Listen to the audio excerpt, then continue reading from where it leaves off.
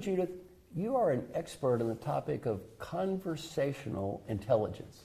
And one thing I've found is, especially difficult conversations, people's instinctive tendency is to avoid it. Just don't do it. Any stories, examples, ideas for people related to this dealing with difficult conversations? And I'm sure you want me to give them an answer of how to address that difficult conversation. Exactly, right. Yes. So I have many leaders that I work with. This happened to be a leader in Guatemala, and we did an assessment on him, and out of the 49 questions, avoiding difficult conversations was his lowest score, and he knew it. And he would try to practice it, and sometimes when he would tell himself how he was going to talk about it, he actually made it worse.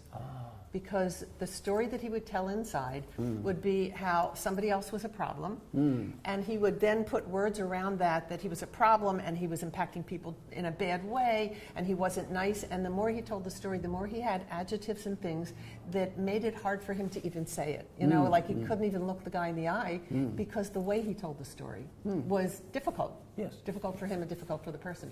And so he started to think about how to frame, or what I called reframe, what he wanted to say from complaining and judgmental words, which is what was getting him upset. He had what's called cortisol already. He was upset and fearful. Yes. And that's what he would be doing to the other person.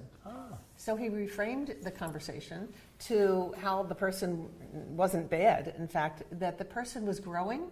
They had things to learn. These are some of the things that they could begin to focus on as they grew as a leader.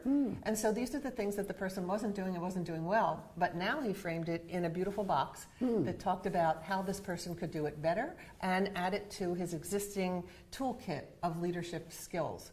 And the smile on the guy's face, which he had never seen before because he always did the bad way, the judgmental way, was amazing. And that reinforced for him the ability to move from avoiding it to actually being willing to say it and experiment with it. And for him, it was a turning point. And that is a fantastic example, and it's related to something I do called feed forward. Rather than let's make you relive a humiliating past, why don't we talk about creating a positive future? Probably the most difficult conversation you're ever going to have is when you have to dismiss someone. You have to let them go. Any ideas for our viewers on that one? I have two quick ideas for that one. Great. One is that when you have a leader, a CEO of a company, who really has a feel for what everybody's capable of doing, so they know their people well, and they also know their strategy well, clearly, and they know whether they fit, those people then become attuned to watching the executives in the organization to see if that happens, if they're matched up with the goals of the company and they're really in tune, right? And they can also feel when they're not in tune. And I teach leaders that so that they stay in touch with what's going on. Sometimes they're going to have to let somebody go because they are not in tune or they're not doing things that are having a positive impact on the company. Right. When a leader gets taught to follow and track those two things, something magic can happen.